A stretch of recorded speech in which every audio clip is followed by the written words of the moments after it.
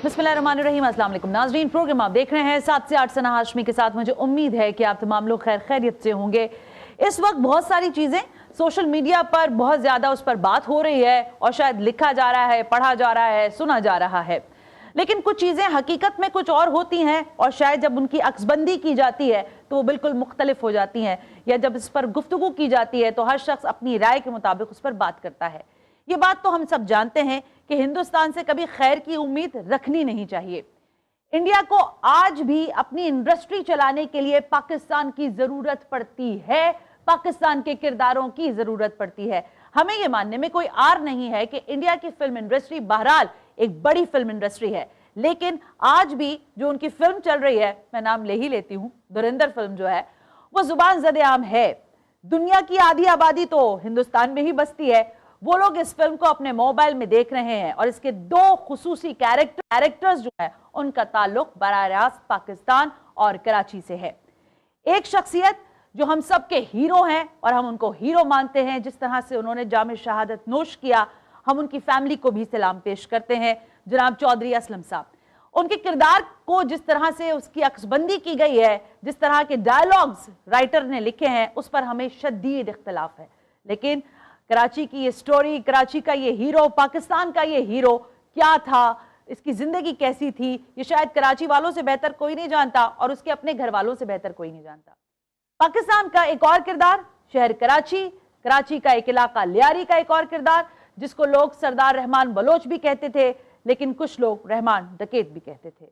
इस किरदार को भी धुरंधर मूवी के अंदर अक्सबंद किया गया, लेकिन पूरी स्टोरी जो है वो पता नहीं किस चीज का मलगूबा है जिसको दिखाने की कोशिश की गई है। दर हकीकत रहमान बलोच कौन था? डकैत था? नहीं था। लियारी का मसीहा था, लोग इसको रॉबिन हुड भी कहते हैं। इस स्टोरी को, इस शख्स को जिसने बहुत करीब से देखा, आज वो शख्सियत भी हमारे प्रोग्राम में मेहमान है। इंपॉर्टेंट शख्सियत हैं जिनसे आपका इंट्रोडक्शन करवाने जा रही हूं। हमारे चौधरी असलम की बेवा नौरीन असलम साहिबा, मैडम बहुत बहुत शुक्रिया कि आप तशरीफ लेकर आई, बहुत बहुत शुक्रिया। और जैसे मैंने कहा कि रहमान बलोच, रहमान डकैत और इस सब के बीच में लियारी की चाकीवाड़ा की गलियों से चील चौक तक रिपोर्टिंग करने और उन लोगों से मिलने का एक एक अहवाल बताने वाले फहीम सिद्दीकी, अस्सलाम वालेकुम। वालेकुम अस्सलाम। और सब जानते हैं FIR, सारी दुनिया आपको इस नाम से जानती है। मैं आपकी तरफ आती हूँ फहीम भाई, लेकिन मैं जरा आगाज करना चाहूंगी मैडम से। Please please. नौरीन असलम साहिबा, फिल्म तो आपने देखी है, नहीं देखी, मेरा सवाल शायद ये नहीं है, लेकिन ये किरदार, इस पे बड़ी बात हो रही है, सोशल मीडिया पे बड़ी बात हो रही है। चौधरी साहब को हमने तो कभी बुलेट प्रूफ जैकेट में नहीं देखा, वो तो लट्ठे वाला सफेद कुर्ता शलवार और उनकी अंदाज, उनकी चाल थी। इसमें आपने क्या चीज ऐसी समझी जिस पर आपने आवाज उठाई और आपने कहा कि नहीं, ये गलत दिखाया तुमने चौधरी असलम को? यहाँ तो पहले देखें, यहाँ बात की गई कि एक शैतान और एक जिन के मिलाप से 9 महीने बाद जो बच्चा पैदा होता है उसे चौधरी असलम कहते हैं। हम इस्लाम के दायरे के लोग हैं। चौधरी असलम की वालदा बड़ी मजहबी घराने से ताल्लुक़ रखती हैं और मुसलमान लोगों का शैतान और जिनों से कोई मिलाप नहीं होता। ठीक अल्लाह उन माओं से शेर पैदा करता है जो इस मिट्टी पे फिदा होते हैं। तो बाकी एक जगह उनका ये था सीन कि उन्होंने तमाम मूवी के अंदर, शायद मैंने देखी नहीं है, मैं बहुत जज्बाती लेडी हूँ, तो बुलेट प्रूफ जैकेट इस्तेमाल की। आप मीडिया का साथ हमेशा रहा, माशाल्लाह फहीम साहब भी काफ़ी मतलब प्रोग्राम कर चुके हैं, ज़माना एहसास से मीडिया से कनेक्ट है, तो ये भी बता सकते हैं कि चौधरी असलम ने क्या पहना, क्या छोड़ा, क्या लिया। बाकी एक बात और कहूँगी, ये फिल्म 2 किरदार के ऊपर घूम रही है, एक चौधरी असलम, दूसरा रहमान डकैत। चौधरी असलम के लिए रहमान क्या था? एक आंख का बाल था और चौधरी असलम ही इनकाउंटर किया उसका, ऐसा नहीं है। बहरहाल वो इंटरनेशनल मार्केट में क्या साबित करना चाहते हैं कि एक डकैत है, वो एक लियारी तक महदूद है। चलो शहर में पर्ची बढ़ती है, भत्ता कलेक्शन, कत्ल गारत, डकैतियां और मर्डर, यही कहानी है उसकी। जी बिल्कुल ऐसी मैडम। तो वो इस काबिल तो नहीं था जितने जोगा इन्होंने बना डाला, मैं ये जरूर कहूंगी। बहरहाल असलम लियारी अंदर के लिए काफ़ी सफाया कर चुका। और लियारी की आवाम कभी ये ना समझे कि हम आवाम के खिलाफ हैं। हम बहुत अच्छी बात है। आवाम बहुत अच्छी है हर जगह, सिर्फ हाईजैक किया जाता है या रगमाल बनाते हैं ऐसे दहशतगर्द। नौरीन साहब, मेरा सवाल जरा सा मुख्तलिफ है। मैडम ये फरमाएं कि जब इस तरह की चीजें हो रही थी, चौधरी साहब जब ऑपरेशंस करके आते थे या लियारी से आ रहे हैं, तो घर में आने के बाद वो क्या टेंस होते थे, गुस्से में होते थे, या कुछ बताते थे कि आज मैंने फलाने दहशतगर्द को आंखों में आकर डाल के देखा है? नौरीन नहीं, ऐसा कभी भी नहीं हुआ। चौधरी असलम घर में आके सारी कहानी सुनाए, क्योंकि मीडिया अच्छा नहीं सुनाते थे? पठान मर्द है, अच्छा ईगो वाला आदमी है यहाँ पे। जो हम देखते रहे मीडिया पे उसके हवाले से बस दो चीजें उन्होंने, मैंने कहा कि जब प्रोग्राम लियारी ऑपरेशन खत्म हुआ तो उनको नहीं पता, मीडिया ने चला दिया। हाँ जी। रहमान मलिक ने ऑफ करा दिया। बोले आपको कैसे पता? मैंने कहा मैं तो सुबह से 8 बजे से बैठ जाती थी मीडिया के सामने, मैंने कहा सारा कुछ मॉनिटरिंग करने। हाँ, जिंदगी की दुआ गो। बहरहाल आप सारे तकरीबन चैनल चौधरी के साथ चले हैं, चौधरी की दलेरी को मानते हैं। कुछ लोग कहते हैं कि चौधरी बड़ा डरपोक था। अगर था तो मैंने एक बात कही है, क्या चौधरी के लिए डायपर मेरे घर पे छोड़ते थे ये लोग? बाकी मोदी हो गया, और मैं एक्टर के खिलाफ कभी नहीं हूँ। बिल्कुल ठीक बात है, बहुत अच्छी बात। देखिए, एक्टर को तो मुआवजा और स्क्रिप्ट होता है, काम मिलता है, बिल्कुल काम होता है। और माशाल्लाह मैं ये भी नहीं कहती उसका गेटअप नहीं मिला। अच्छा, यू लाइक द गेटअप? जब वो आंख उठाता है, वो जो क्लोज शॉट है, मैंने टेलर देखा है, टीजर। अच्छा, टीजर में आपने देखी? बस, उसके बाद मैंने फिल्म नहीं देखी है। आती हूँ मैं आपके पास दोबारा। और बहुत अच्छी बात आपने की है फ़हीम भाई। आपसे हमारा जरा मुख्तलिफ ताल्लुक है, लेकिन जो रिपोर्टिंग FIR आपने शहर में कटवाई है और काटी है, उसके बाद लोग आपको तो इस हवाले से जानते हैं। लेकिन मैं आपसे ये जानना चाहती हूँ, आपने चौधरी असलम को कैसा पाया था? अगर उनसे मुलाकातें थी, जाहिर है आप रिपोर्टिंग कर रहे थे, कैसी शख्सियत थे? डरते थे? क्योंकि वहां पे जो दिखाया है वो तो पता नहीं क्या ही दिखाया है, वो तो दिखाया एक स्पाई के तौर पे इस्तेमाल हुए हैं। देखें, चौधरी से मेरी बहुत अच्छी दोस्ती थी। और ऐसी दोस्ती थी कि जब मैं चौधरी को फ़ोन करता था, कभी हमारी बात होती थी, तो हमारी गुफ्तगू जो है वो बाज़ औक़ात जो है वो बेतकल्लुफ़ी की हद से भी आगे चली जाती थी। तो इस लेवल का हमारी वो थी। और चौधरी एक निडर आदमी था, और अगर वो निडर आदमी नहीं होता, एक लम्हे के लिए हम उन बातों को, जो अभी भाभी भी कह रही थी कि कुछ लोगों के नज़दीक वो जो है वो एक डरपोक आदमी था, होता, उस शख्स ने कराची ऑपरेशन देखा, और कराची ऑपरेशन के दौरान MQM के दर्जनों कारकुनों को मावरा अदालत कत्ल करने का उसके ऊपर इल्ज़ाम लगा, लेकिन वो इसी शहर में रहा। ये बात तो उसके बाद भी, उसके बाद उसी MQM ने जब वो इख्तिदार में आई, तो उसने उसी चौधरी असलम, उमर शाहिद हामिद और इरफान बहादुर, जो बहादुर अली के बेटे थे, उनके ऊपर लियारी टास्क फोर्स बनाई। चाहता तो मना कर सकता था करना, लेकिन उसने कहा नहीं, मेरी ड्यूटी है, मैं करूँगा। उसने लियारी में सर्व किया, और लियारी में सर्व करते करते जो है वो और उसके साथी जो है वो शहीद भी हुए, ज़ख्मी भी हुए। जो हम वाइट हाउस की बात करते हैं, जो हब में ठिकाना था उसका, हब रहमान का, जब वहाँ पे गए हैं ये, और रहमान की फायरिंग से जो है 4 पुलिस वाले जो हैं वो एक SHO समेत जब शहीद हुए, तो भी रहमान के साथी थे ना। तो रहमान उसके बाद भी डर के बैठ सकता था, तो डर के नहीं बैठा। उसके 3 दिन के बाद जो है उसने रहमान के भाई का इनकाउंटर किया, रहीम का, उसके ठीक 3-4 दिन के बाद। और उसके बाद भी वो लियारी में अपना काम करता रहा। ठीक है, क्योंकि लियारी के मामला बहुत हद तक सियासी भी हैं, चाहे वो MQM की बात हो, चाहे MQM की वहाँ पे एंट्री हो, चाहे पीपल्स पार्टी के वहाँ पे मामला हो। इनकी वजह से वहाँ पे किसी भी पुलिस ऑफिसर, मैं चौधरी की बात भी एक लम्हे के लिए छोड़ देता हूँ, मैं कहता हूँ किसी भी पुलिस ऑफिसर के लिए आज़ादी से काम करना वहाँ पे मुमकिन नहीं था। और वहाँ पर क्या, पूरे शहर में कहीं भी मुमकिन नहीं है, पूरे सूबे में कहीं भी मुमकिन नहीं है। ये मामला रहे हैं माजी में, लेकिन जितना चौधरी से हो सका उसने सर्व किया। रहमान का इनकाउंटर चौधरी के हाथ में हुआ, ठीक है। इसी तरह जो है बाद में जो लियारी ऑपरेशन, जिसकी हम अभी थोड़ी देर पहले बात भी कर रहे थे, जो उज़ैर बलोच का दौर था, उस वक्त भी आप देख लीजिए 7-8 दिन जो है वो ऑपरेशन जारी रहा। उस ऑपरेशन के दौरान जो है फिर एक SHO मारा गया, फवाद जो है वो मारा गया, SHO सिविल लाइन, वो बेचारा जो है बख्तरबंद में गोली लगने से जो है वो शहीद हुआ। ये सारी चीज़ें हुई हैं चौधरी की ज़िंदगी में। और उसके बाद जब उसके घर पे हमला होता है, तो वो एक वीडियो तो बहुत वायरल है ना, जिसमें चौधरी कहता है कि मैं इनको जो है घर में घुस के मारूंगा, उनको, वो लफ्ज़ मैं नहीं बोलना चाह रहा जो उसने कहा, लेकिन वो निडर था, उसने सर्व किया है इस शहर को, इससे इनकार नहीं किया कर सकता कोई भी। ये जो मूवी पेश की है इंडिया ने, हाँ, आप खुद ही हंस रहे हैं तो अब मैं सवाल ही देखिए रह मैं गया। इस पे जवाब देता हूँ जल्दी से। देखिए आदित्य दहर साहब जो है ना, जिन्होंने ये मूवी हाँ, बनाई है, आदित्य दहर। इसके तीसरी मूवी है ये। जी, इससे जी। पहले इसने एक मूवी बनाई, वो मूवी जो है वो उड़ी वाक़ई के ऊपर थी, हाँ। सर्जिकल स्ट्राइक के ऊपर थी, वो भी पाकिस्तान अगेंस्ट थी। उसके बाद उसने कश्मीर के मौजू पे बनाई, आर्टिकल पता नहीं 30 जी। क्या था जो, उसके ऊपर बनाई। 43, हाँ। फिर ये तीसरी मूवी जो है वो भी पाकिस्तान के ऊपर है। इन तीनों मूवीज में से जो पहली 2 मूवीज हैं उनमें ये स्क्रिप्ट राइटर भी था, एक का डायरेक्टर था। इस दफा जो है वो स्क्रिप्ट राइटर भी यही है, प्रोड्यूसर भी यही है, डायरेक्टर भी यही है। तो इसकी एक शनाख्त है कि ये एंटी पाकिस्तान मूवीज बनाता है, तो उसने एक मूवी बनाई है।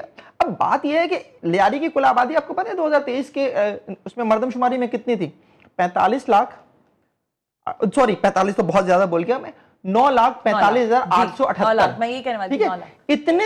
इतने से इलाके का एक शख्स आज जो है उसे 1.5 अरब लोग जानते हैं। मैंने कहा ना दुनिया की आधी आबादी। ठीक है, 1.25 अरब एक रख तो वही, और फिर हमें भी मिला लें। हाँ। अब जो है वो एक ऐसे इलाके से निकाल के आपने उस एक कैरेक्टर को ऐसा बना दिया कि जैसे उससे बड़ा कराची में कोई डॉन नहीं था, सब कुछ कराची से उसके जरिए चलता था, जो वो चाहता था। मैं एक ब्रेक लेती हूँ। Please। मुझे तो ऐसा लगता है कि इस मूवी के अंदर इंडिया ने एडमिट किया कि आपके कराची शहर में, लियारी में भी दहशतगर्दी में इंडिया का ही हाथ था। मुझे तो ये लगता है ये कन्विक्शन पेश की है इंडिया ने इस मूवी के थ्रू। एक ब्रेक शामिल करते हैं, ब्रेक से वापस आकर कुछ और थोड़ी सी बात करते हैं नौरीन असलम साहिबा और फहीम साहब से कि इस मूवी के बाद क्या इंडिया कुछ और एक नया कोई फिक्शन क्रिएट करेगा, क्योंकि हम तो लियारी की असल पिक्चर और चौधरी असलम की हकीकत की जो जिंदगी है उसको आप तक पहुंचा रहे हैं इस ब्रेक के बाद।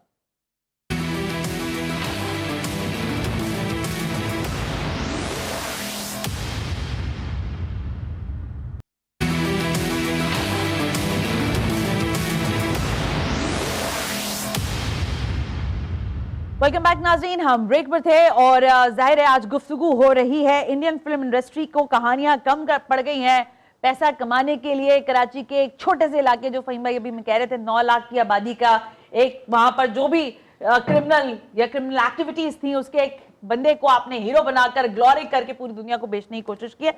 नौरीन असलम साहब, अब जब ये सारी चीजें होंगी तो मैंने आपकी 2-3 चीजें सुनी है। आप कह रही हैं कि मैं खुद फिल्म बनाना चाहती हूँ। लाजमी पाकिस्तान का हक है। और देखें पाकिस्तान के अंदर जितना चौधरी असलम ने काम किया है, पूरे पाकिस्तान पुलिस के अंदर जी, सदियों में एक माएँ ऐसा बेटा जन्म देती हैं। तो मैं ये चाहती थी कि हमेशा पाकिस्तान, और जबकि सलमान खान ने वफाक को कॉल की चौधरी साहब के 1.5 साल के बाद शहादत के, कि मैं एक मूवी बनाना चाहता हूँ। मैंने उसी ही वक्त, मुझे जब कॉल वसूली, मैंने कहा नहीं, पाकिस्तान, मट्टी पाकिस्तान, हीरो पाकिस्तान। बाकी जहाँ तक इंडिया का मामला रहा, इंडिया के पास ऐसे शेर पैदा नहीं हुए कि वो अपनी चीज़ों को आया। वो नेहरू को पे करते, इंदिरा गांधी पे भी बनाते हैं ना, चलती नहीं है ना फिल्में। और बाकी जहां तक लियारी का मामला है, BLA को कौन सपोर्ट करता है? इंडिया। तो बस। अच्छा नौरीन साहब, एक हमारे इंटरेस्ट की चीज है, मैं चाहती हूँ आपके मुंह से लोगों तक पहुंचे। चौधरी असलम, लोग कहते हैं खाना नहीं खाते थे, वो खाना क्या खाते थे घर में, उनका पसंदीदा ग़िज़ा क्या थी? चौधरी असलम घर में बहुत फ़कीर इंसान गुजरे। मैं अपनी आंखों से देखूं तो मैं खुदा का वली कहूँ उसको। उसके अंदर ऐसी खुसूसियात हैं। खाने में सिर्फ कीमा और फिश पसंद था, लस्सी और चटनी। अच्छा, कभी मिले तो ठीक, नहीं तो सोते में भी नहीं जगाना किसी को। अच्छा, खुद ही खा लेते थे? नहीं, भूखे सो जाएंगे। पर मैं कभी नहीं सोई, क्योंकि मुझे चौधरी असलम की आदतों का पता है। किसी को कहेंगे कुछ नहीं। बड़ी अजीब सी बात है, लेकिन आज चौधरी असलम आपके साथ नहीं है, शहादत के रुतबे पे फाइज हैं। आप अकेले तने तनहा अपने बच्चों के साथ, उनकी खुशियां भी देखें इंशाल्लाह। बात सुने, मुझे अल्लाह ने चौधरी साहब की ज़िंदगी में भी एक मर्द जैसी ताकत दी। चौधरी असलम सिर्फ फ्रंट लाइन पे आकर अपनी सीट संभालते रहे। कोई बंदा ऐसा कह दे कि चौधरी रात 2 बजे अपने घर में सो रहे थे, ऐसा कभी भी नहीं हुआ। 12-12 दिन भी नहीं आए। मैंने 3 ख़ानदानों को भी कफ़ालत की। मेरे अल्लाह ने मुझे आज भी उसी ताकत से नवाजा हुआ है कि मैं कंटिन्यू सारी चीज़ों को कर रही हूँ। देखिए, ये जो भारत का मामला है, वो हमारा दोस्त कभी हो ही नहीं सकता। जब ये अटैक हुआ अभी मई के अंदर वाला जो हमने किया, हाँ, तो फिर संदूर किसने मिटाए? हमारे जनरल साहब ने ना। हमारा मीडिया नहीं इतना शोर शराबा, हमारा मीडिया नेगेटिव चीजों को नहीं हाईलाइट करता। उधर मीडिया ने कितना अपनी अवाम को खुश करने के लिए, जी बावलपुर खत्म, मुल्तान खत्म, मैं इस्लामाबाद खड़ी थी, ड्रोन मेरे सामने गिरा दोपहर में। मैं जो कराची पहुंचा तो फिर मैं बाहर उड़ आई, मेरे बच्चे बड़े परेशान के ममा मैं कुछ भी नहीं इतना स्मूथली, सिर्फ देखिए सिक्योरिटीज रीजन हो, जी जी, वो कंसर्न इमरजेंसी तो लगी ना जी, जरा। बिल्कुल ऐसी है। तो हर कोई अपने आप को साइड सेफ करता है। बाकी ये जितना भी मैं डायरेक्टर की बात करूं, हाँ, इसके पीछे लॉबी है, फंडिंग भी है, लॉबी भी है। और मोदी सरकार साहब जो है ना, वो अपने आप को देख ले आईने में, हमारे शहीदों के रंग रूप देख ले। हमारे पाकिस्तान में कोई एक शहीद नहीं है कराची के अंदर, हमीदुल्लाह भी था, सलीमुल्लाह इंस्पेक्टर का भाई भी था, तौफीक जायद भी है। कराची के 18 बंदे थे टोटल, मेरे ख्याल में अब 2 बच गए हैं। इस मट्टी को खून दे कर गए पाकिस्तान से बाहर, उन्होंने कोई WC नहीं लगाया अपनी फैमिली के लिए, आज भी जवाब देने के लिए बैठी हूँ। बहुत बोल्ड बातें करी, मैं समझ में नहीं आ रहा अगला क्वेश्चन क्या करूं। फ़हीम, आपसे मैं ये जानना चाहती हूँ कि इस पूरे एपिसोड में जो ये हमने इतना देखा है, देखिए अब तो बहुत सारे खलीजी ममालिक में बहरहाल फिल्म दिखाई भी नहीं जा रही है, बैन हो गई है, इससे आप क्या समझते हैं, क्या गेज करने की कोशिश करता है इंडिया, क्या लेना हासिल करना चाहता है? देखिए 2 बातें हैं जो मैंने अपने, क्योंकि देखिए हमने, आई एम सॉरी कतई कलामी, पाकिस्तान में हमने देखा पॉडकास्ट भी हुए हैं, लोगों ने इंटरव्यू शुरू किए, लोग लियारी दोबारा शिफ्ट हो गए, जो भूल भाल गए थे कौन है रहमान बलोच और क्या है उसकी हिस्ट्री, वो दोबारा सब रिवीजन पे चला गया है मामला। क्या यही उनका मकसद था या कुछ और भी है? मैं 2 चीजें इसमें वो की हूँ, मैंने अपने व्लॉग में भी ये बात कही है, जो प्रोग्राम मैंने इस पे किया। देखिए पाकिस्तान में एक बात कुछ अर्से पहले से कही जा रही थी, ये फिल्में अचानक तो नहीं बनती ना, किसी ना कोई उसके ऊपर होमवर्क होता है, रिसर्च वर्क होता है, कहीं से लाइन होती है कि बिलावल भुट्टो जो है वो नेक्स्ट प्राइम मिनिस्टर हो सकते हैं। मैं नहीं कहता कि पीपल्स पार्टी क्या करेगी, लेकिन जिस तरह, और उसके बाद जब मैं इस फिल्म को देखता हूं तो मुझे ये नजर आता है कि पीपल्स पार्टी का एक कनेक्शन दिखाने की कोशिश की गई है गैंग वॉर के साथ, क्रिमिनल्स के साथ, और रहमान को जो है फिल्म में एक स्टेज के ऊपर दिखाया गया है जो पीपल्स पार्टी के जलसे का स्टेज है। इस तरह की जो कोशिशें हैं वो बेसिकली जो है वो उन्होंने बिलावल को गंदा करने की कोशिश की है, पीपल्स पार्टी को गंदा करने की कोशिश की है, और इससे इंटरनेशनली जो है वो बेसिकली कैरेक्टरिज्म जो किया जाता है, कैरेक्टराइज जो किया जाता है वो करने की कोशिश की उन्होंने बिलावल को। इसका उन्हें लेकिन कोई फायदा नहीं होगा एज सच। उसकी वजह यह है कि ये तो बहुत मामूली बातें हैं ना, क्या हम अगर इंडिया में जाके देखें तो क्या हमें ये चीजें वहां नजर नहीं आती? अभी जो बहुत महारानी के नाम से उनकी एक बड़ी सीरीज है, उस सीरीज में देखें आप कि किस तरह से उन्होंने कनेक्शन दिखाए अंडरवर्ल्ड के। इंदिरा गांधी का मैडम कह रही थी वो फिल्म देखे ना, इंदिरा गांधी वाली क्या है, हकीकत क्या दिखाई है, हर दौर में रहे। और पाकिस्तान में अगर आप इस तरह की चीजें दिखाएंगे भी तो कोई फर्क नहीं पड़ता। लियारी पीपल्स पार्टी का गढ़ रहा है, आज भी आप देख लीजिए, जो रहमान का जो भतीजा है वो आज पीपल्स पार्टी का काउंसलर है वहां से, उस इलाके से। तो ये सब है चीजें, इससे कोई फर्क नहीं पड़ेगा कि आप जो है वो इस तरह से दिखा दें कि पीपल्स पार्टी का कोई क्रिमिनल से कनेक्शन है। मैं नहीं समझता कि इसका कोई असर जो है वो लियारी पे या शहर पे पड़ेगा। Well, Faheem Siddiqui, thank you very much. Naureen Aslam साहब, आपका भी बेहद शुक्रिया कि आपने हमें ज्वाइन किया। लियारी की कहानी हकीकत में क्या है और नहीं, ये हम आपके सामने रख ही रहे हैं। ब्रेक शामिल करते हैं, ब्रेक से वापस आकर कुछ और चेहरों को बेनकाब करेंगे।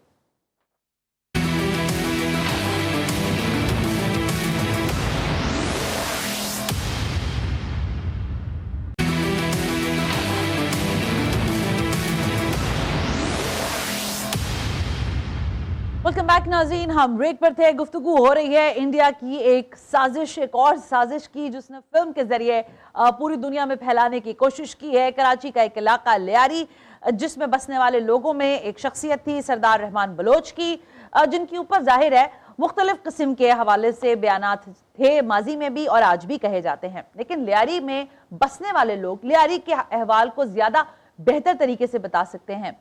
लियारी UC6 के काउंसलर हैं, मैं सिर्फ नाम लूंगी, बाकी अहवाल उन्हीं से पूछेंगे। मेरे साथ मौजूद हैं फतेह बलोच। फतेह, अस्सलाम वालेकुम। वालेकुम अस्सलाम। कैसे मिजाज हैं आपके? अल्हम्दुलिल्लाह ठीक, आप सुनाए कैसे?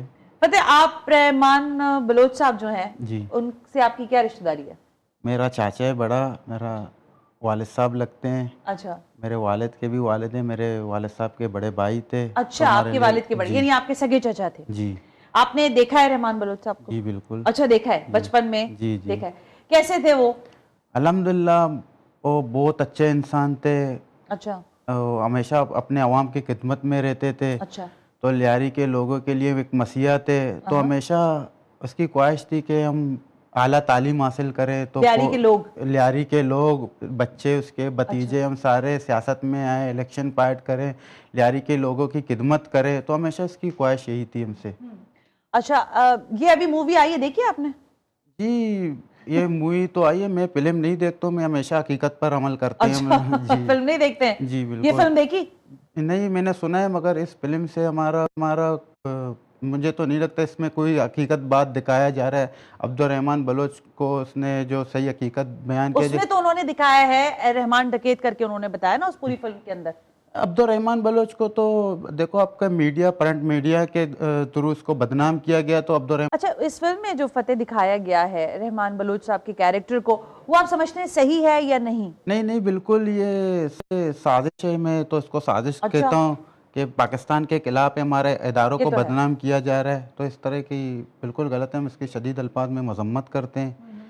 पाकिस्तान के लिए इसने हमेशा अच्छे ख्वाहिशात तो इंडिया ने ज़ाहिर नहीं किए। ये हाँ। जो सिंदूर और तंदूर वाले हैं, ये बड़े मुनाफिक और शैतान लोग हैं। कभी पाकिस्तान के लिए इनके अच्छे ख्यालात नहीं होंगे। तो ये मैं समझता हूँ कि पाकिस्तान को और लियारी को इन लोगों ने बदनाम करने की एक साजिश है। अच्छा फतेह, आप खुद लियारी में रहते हैं ना, और क्या आप बता सकते हैं मुझे कि वाकईतन लियारी में कुछ बदला, हालात बदले हैं, चीज़ें बदली हैं, लोगों में कुछ शऊर तो है, जाहिर है लियारी के अवाम में सबसे ज़्यादा शऊर है, मैं खुद वहाँ पर प्रोग्राम्स करती रही हूँ। क्या बदला है लियारी में? क्या आज का लियारी और माजी के लियारी में क्या फ़र्क है? अल्हम्दुलिल्लाह लियारी में बहुत चेंजिंग है। लियारी में से आपको गुलकार मिलेंगे, कैफे हाँ, ये तो खलील है। जैसे। लियारी में आपको बॉक्सर मिलेंगे। अब्दुर्रहमान बलोच का छोटा बेटा माशाल्लाह बॉक्सर है। हाँ। आने वाले वक्तों में इंशाल्लाह ताला आप उसको इंटरनेशनल बॉक्सर Okay, that's बनेंगे। great. अब्दुर्रहीम नाम है उसका। अच्छा। छोटा बच्चा है, उसके बॉक्सिंग आप कभी लियारी आए, मैं आपको दिखाऊंगा माशाल्लाह कितना अच्छा, जबरदस्त boxing खेलते करते हैं। हैं। आपके मीडिया के तवज्जुह से हम यही कहना चाहते हैं, बाद इन लोगों को, इन बच्चों को आगे लाया जाए, हाँ इनकी हौसला अफजाई की जाए। तो लियारी में मैं भी कौंसलर हूँ पाकिस्तान पीपल्स पार्टी से। लियारी में सबसे ज़्यादा वोट भी मैंने लिए। जी। मैं हमेशा अपने अवाम की खिदमत, मेरे चाचा का जो मिशन था, जो सोच था, फ़क्र था, वो हमेशा हमारे दिलों में लेकिन जिंदा है। फतेह, सच तो कुछ चीज़ों का है। देखो हाँ, कुछ शहर के हालात सब कुछ तो अच्छा नहीं है ना, हर जगह गलतियाँ, खामियां, कोताहियाँ हैं। क्या लियारी के अंदर आज भी क्राइम है, जराइम पेशा लोग रहते हैं, बसते हैं? और फिर दूसरा सबसे बड़ा मसला जो हमने माजी में सुना शहर के अंदर, कि मंशियात का जो मामला है वहाँ पर बड़ा है, आज भी क्या ये सब चीज़ें चलती हैं वहाँ पर? देखो, क्राइम जराइम तो यूएई में भी होता है, दुबई में भी होता है, मस्कत में भी, अमेरिका में। जराइम तो हर जगह होता है। तो लियारी भी इतना, पाकिस्तान में भी तो इस चीज़ें छोटे मोटे जराइम तो होते रहते हैं। अल्हम्दुलिल्लाह लियारी पुरअमन इलाका है। लियारी एक गुलिस्ता है, इसमें सिंधी, बलोच, कच्ची, मियाँवाली, पठान हम सब एक साथ रहते हैं और भाईचारगी से रहते हैं। तो ऐसी कोई बात नहीं है। अच्छा, वैसे जो कैरेक्टर था इसके अंदर रहमान का, सरदार रहमान बलोच साहब का, उस आपको लगा कि उसके करीब करीब उन्होंने अपने एक्टर अक्षय खन्ना को बिठाया उसके ऊपर, या आपको लगा नहीं भाई, कहाँ सरदार रहमान बलोच और कहाँ अक्षय खन्ना? तो अब्दुर्रहमान बलोच हमेशा स्टाइल वैसे ही था, नहीं था? नहीं नहीं नहीं, बिल्कुल ये जो स्टाइल दिखा रहे हैं, ये डांस वगैरह उसके अंदर नहीं डांस था। नहीं करते थे? नहीं नहीं नहीं, बिल्कुल उसमें तो डांस दिखाया, नहीं, वो दस्तारबंदी कबायली। हो रही है तो उसमें डांस करता हुआ आ रहा है वो। देखो, लियारी में सरदार अब्दुर्रहमान बलोच को लक़ब दिया गया, तो लियारी के अवाम ने उसको दिया, उसकी दस्तारबंदी वहाँ पर की गई। दस्तारबंदी हुई थी जी, मगर इस तरीके का मैं नहीं मानता कि अब्दुर्रहमान बलोच है ये। अच्छा। तो मुझे यकीन भी नहीं आता है। वैसे वो जिस तरह करते हैं बलोचों, हमारे यहाँ घेरा डालते हैं ना, जो अलाव के दरमियान खड़े होके, वो हमेशा पज्जार करता था, बलोची सकाफत उजागर करता था। लियारी में मौसीकी होते थे, तो सारे फनकार बलोची शायर होते थे, वो लियारी में आते थे, तो वो इस चीज़ें होता था, सकाफत दिखाता था। अच्छा, तो आप ये कहना चाहते हैं कि फिल्म में ये वो इंसान नहीं है जो लियारी में, जो आपका चचा था, ये वो रहमान नहीं है? जी जी बिल्कुल। मैं ऐसे ही है? तो रहमान बलोच लियारी के लोगों के लिए एक मसीहा था। लियारी, आप उसके मैयत से, जनाजे से अंदाज़ा लगा, सत्तारी जी जैसे लोग इसके मैयत में आए, तो लाखों लोग इसके मैयत में आए। आप भी अब लियारी में आओ तो उसके लिए लोग रोते हैं ना, दिल से उसके लिए दुआएं निकलती है। तो मैं भी इसका भतीजों, सबसे ज़्यादा लियारी में वोट भी तो मैंने लिए। तो किसके वजह से, अगर हम इतने बुरे होते तो अवाम हमारे साथ होती। क्या बात की फतेह बलोच साहब, आपने बहुत बहुत शुक्रिया कि आप वक्त निकाल कर तशरीफ लेकर आए। ये भतीजे हैं रहमान बलोच के, जो कि लियारे हैं, यूसी काउंसलर हैं पाकिस्तान पीपल्स पार्टी के टिकट पर, हमसे गुफ्तगू कर रहे थे। ये भी कह रहे हैं कि उन्होंने कभी डांस वांस नहीं किया, लेकिन चलें, आपने अपने कैरेक्टर दरिंदर मूवी के अंदर कुछ दिखाने के लिए अक्षय खन्ना से उनको डांस भी करवा दिया और उनकी दस्तारबंदी के अंदर। बहरहाल मैं जरा बात करना चाहूंगी उमैर अलवी जो कि फिल्म नक्काद हैं, इंपॉर्टेंट शख्सियत है, जरा उनसे फिल्म का एनालिसिस लेते हैं। बहुत बात होगी ना कैरेक्टर्स के ऊपर, तो मैंने कहा जरा उनसे बात करते हैं। उमैर साहब अस्सलाम वालेकुम, आपको मेरी आवाज आ रही है सर? वालेकुम अस्सलाम। Thank you very much. Umair, I am sure आपने फिल्म देखी होगी तभी आप उसके एज एन क्रिटिक हमसे बात कर रहे हैं। सर कैसा लग रहा है आपको, ये फिल्म कैसी है? क्या एंटी पाकिस्तान जो हमेशा से इंडिया का एक नैरेटिव है उसको बेचने की कोशिश की गई है? और मैं तो ये कह रही हूँ कि हिंदुस्तान में, इंडिया में, भारत में कैरेक्टर्स, कहानियां खत्म हो गई हैं और उसको पाकिस्तान की जरूरत पड़ रही है। उमैर देखिए, धुरंधर जो है फिल्म उन्होंने बनाई एज ए फिक्शनल, कराची उसमें दिखाया है उन्होंने, लेकिन वो फिक्शनल जो है वो बहुत ज्यादा क्लोजर टू रियलिटी कर दिया, जो कि नहीं होना चाहिए था। ठीक हो गया। बहुत सारी चीजें ऐसी जो कराची वालों को पता है जो इस फिल्म के अंदर नहीं है। आपको खुद अंदाजा होगा कि लियारी जो है विदाउट बॉक्सिंग और विदाउट फुटबॉल लियारी नहीं है। आपने पूरी फिल्म में लियारी दिखा दिया, लेकिन आपने कहीं फुटबॉल और बास्केटबॉल उसका बॉक्सिंग का जिक्र ही नहीं किया। हाँ, ये बात इसी तरह से जो है आपने जो है एक ऐसे गैंग वॉर दिखाई है जो हम देख चुके हैं, हमारे सामने की बात है, लेकिन उस गैंग वॉर की साइडलाइन पर जो चीजें नहीं वो आपने डिस्कस नहीं की। जैसे 2007 से 2009 का आपने वक्त दिखाया है, तो 2007 में 18 अक्टूबर को मोहतरमा बेनजीर भुट्टो के काफिले पे एक बहुत ब्लास्ट हुआ है जी, जो जिसका जिक्र ही नहीं है। उसमें बहुत सारे लोग लियारी से थे, तो अब लियारी पे फिल्म बना रहे हैं और उसका जिक्र नहीं कर रहे। फिर मोहतरमा की शहादत जो थी वो वाला आपने उसका भी जिक्र कुछ नहीं किया है। तो ये उनकी जो रिसर्च है वो बहुत फॉल्टी ये है। तो सही बात है। फिर बहुत सारी उसमें ऐसी चीजें हैं जो अगर आप पीरियड फिल्म बनाते हैं तो ख्याल रखते हैं। खास तौर पे आपका जो आर्ट डिपार्टमेंट होता है, इसमें दिखाया वो क्या गाड़ी जो है वो स्टार्ट हो रही है फिंगरप्रिंट से गाड़ी स्टार्ट होना तो आज की चीज है। 2007 में तो 2007 में आपको भी याद है, हमको भी याद है कि फोन पे वीडियो जो है वो नहीं जाती थी पाकिस्तान में। हाँ, तो हाँ, ब्लैकबेरी का दौर था, ब्लैकबेरी मैसेंजर था, जी, वो सबसे जी। एडवांस चीज थी। सही कह यहाँ रहे पे हैं, ब्लैकबेरी का दौर वीडियो था। रिकॉर्ड करके भेज रहे हैं हाँ, और वो साहब देख रहे हैं। फिर कैरेक्टर्स भी जो है उन्होंने जो बनाए हैं, कुछ जगहों पे नाम चेंज किए, कुछ पे नाम चेंज नहीं किए। पता नहीं क्यों, उनको या तो सारे नाम चेंज कर देने चाहिए थे, लेकिन उन्होंने जैसे रहमान डकैत कह रहे हैं। अब रहमान डकैत अपने आप को रहमान डकैत क्यों कहेगा?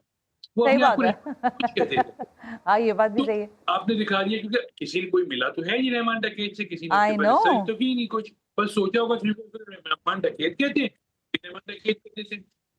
तो अच्छा, लेकिन उमैर एक चीज और भी, क्या जो business I am sorry Umair, वक्त का मैं, मुझे बताएं क्या आप ये समझते हैं कि एंटी पाकिस्तान नैरेटिव क्योंकि इंडिया में इलेक्शन में भी बिकता है, वो उसकी फिल्म बना ले? वो अभी बात हो रही थी, हम बात कर रहे थे कि इसी डायरेक्टर ने 2 और फिल्में बनाई एंटी पाकिस्तान एलिमेंट के साथ, लेकिन शायद वो उस तरह से चीज नहीं कर सकी। ये पल्स है, कराची है, हीटेड है, लोगों को पता है बिजनेस भी आ जाएगा, सो इस वास्ते उन्होंने ये फिल्म जो है बनाई है। इसके पीछे क्या आपको नजर आता है?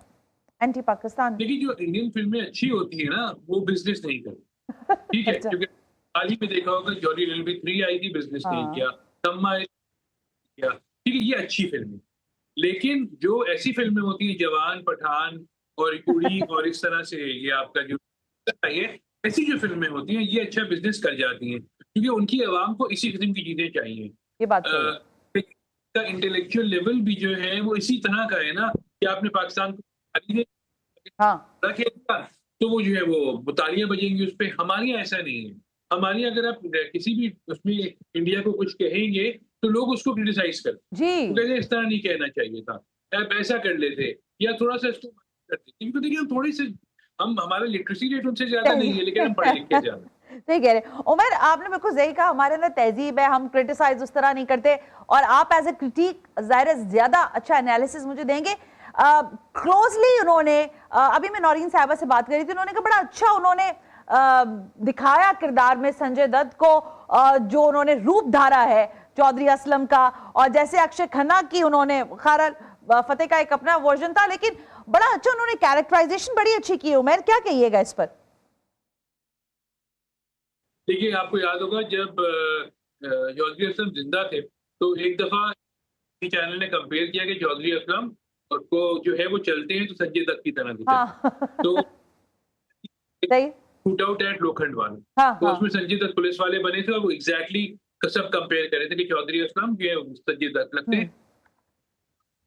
आपको संजय दत्त खुद पसंद भी बहुत, उनकी बेगम ने भी उस दिन जी जी जी, वो यही कह रही थी। तो अगर वो ऊपर से देख रहे होंगे तो वो खुश हो रहे होंगे कि संजय दत्त को फिर दिखाती भी तो ना, हीरो का कैरेक्टर थोड़ा लंबा रखते हैं। अब वो हार्डली कभी बुलेट प्रूफ वेस्ट पहनते थे। हाँ। आपने फिर तक है उसमें बुलेट प्रूफ, वो थोड़ी सी गलत चीजें हो गई। लेकिन जहां तक अक्षय खन्ना की बात है, देखिए जो फिल्में देख रहे हैं रेगुलरली वो अक्षय खन्ना को भूले ही नहीं, क्योंकि अक्षय खन्ना दृश्यम में भी आए, अक्षय खन्ना और जो मैं वक्त कम है, लेकिन मैं लास्ट क्वेश्चन जो मैंने आपसे करना है सर, वो ये बताएं कि ये फिल्म जो है इसको क्या बहुत रिलेट करें हम कि लियारी की हकीकत, लियारी के हालात और वहां पे बसने वाले सरदार रहमान बलोच, जिनको नाम उन्होंने रहमान डकैत का भी दिया, उधर दीगर और लोग भी, अखबारात में भी हमने यही छपा और देखा और पढ़ा।